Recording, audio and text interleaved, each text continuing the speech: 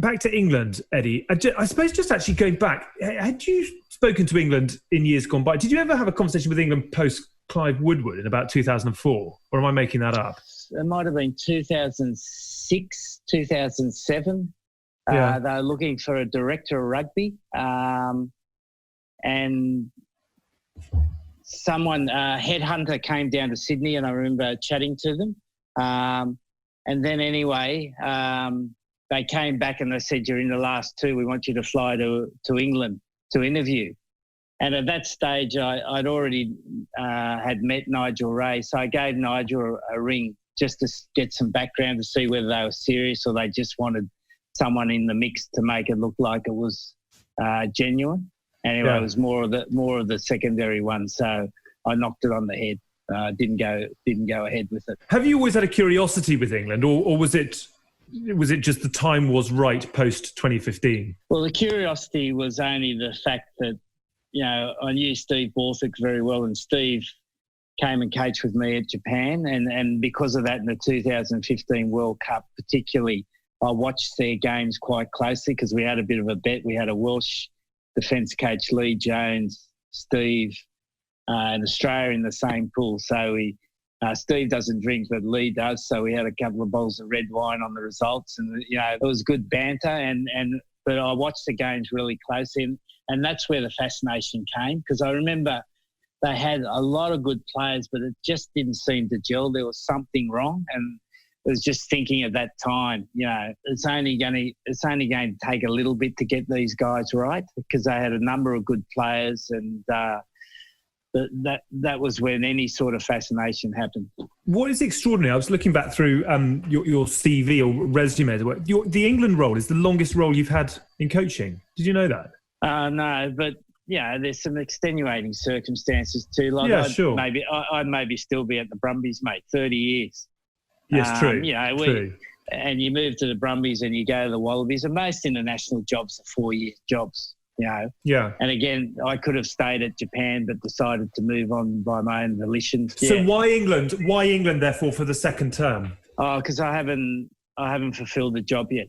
I still think there's more in the team, and I think I can get a bit more out of them. I really like the growth opportunity in this team. You look at it, the last World Cup, we were the youngest team ever to make the World Cup final.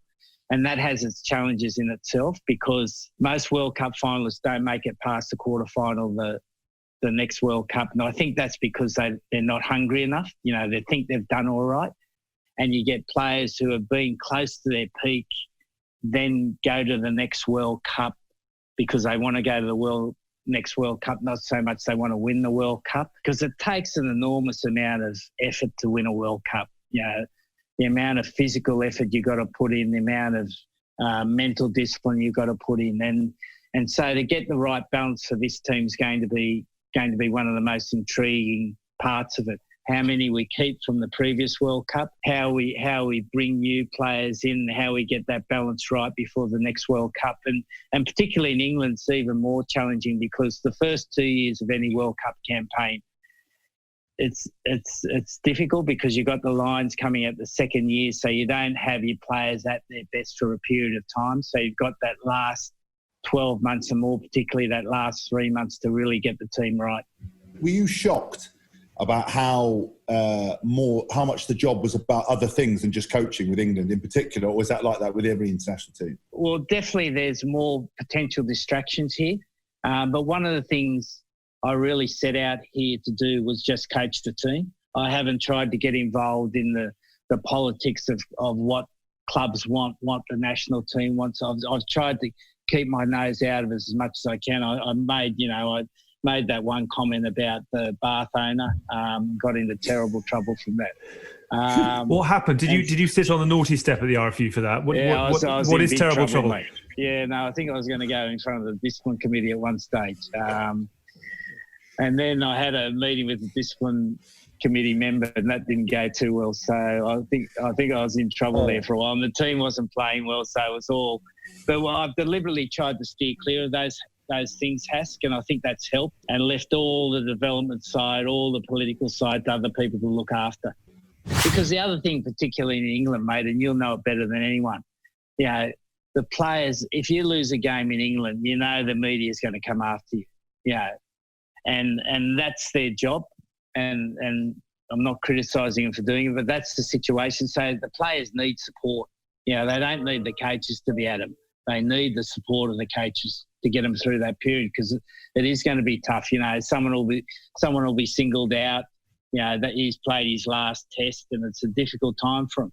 Do you find that's why you sometimes, deflect? You know, I've joked with you, and we've joked many times on House of Rugby, and I know Chelsea watches some of the House of Rugby stuff, because I know you ain't watching it, and I get a little text message every now and then, and I say, you know, and I'll get this hat, and I'll be like, Eddie, how the fuck do you know that? And he'll be like, my daughter, mate. I'll be like, okay, good. Because, you know, either you're lying or Eddie's our number one fan. It's either one of the two. I don't know. But I just, I wondered about the media stuff, because so many times I've come on here and people have talked about Eddie Jones has said this, and I said this, and I said, listen, you know, Eddie's saying whatever he's got to say because sometimes it's approach of taking heat, it's deflection, it's doing whatever. Do you mind being the kind of the scapegoat almost sometimes and taking the heat? Do you deal with that personally, or do you see it as your role as coach? You don't have a problem with it? I see it as a role, particularly in England, mate, because the media is so vicious and can turn so quickly. You know, what sells papers here? Either you're a brilliant team and you're winning everything, you're losing and you're terrible, or the coach is going to get the sack. But they're the three main headlines, aren't they? So you want to be a top one. I'm happy to accept the middle one if that's going to help take the pressure off the team. And the last one, you don't want to add to those woes. I've particularly seen that as a responsibility here. Because after that game against France, you know, I was particularly outspoken because I've talked about the media and I understand it's a business. But I remember one particular article after that loss to France at the beginning of Six Nations, and someone wrote a headline, the long-suffering England fans are sick of it. I was like, what do you mean they're fucking sick of it? You lost a World Cup final and one game and won everything else. So you must kind of sometimes feel vindicated in the approach you take because of that stupidity, because of that toying cost attitude that people have. Yeah, I just get on with it, mate. But I enjoyed our win against Ireland particularly because, yeah, everyone said I was grumpy that week, but I wasn't grumpy. I wanted them to talk about Ireland, and the whole week they spoke about Ireland because we didn't say anything.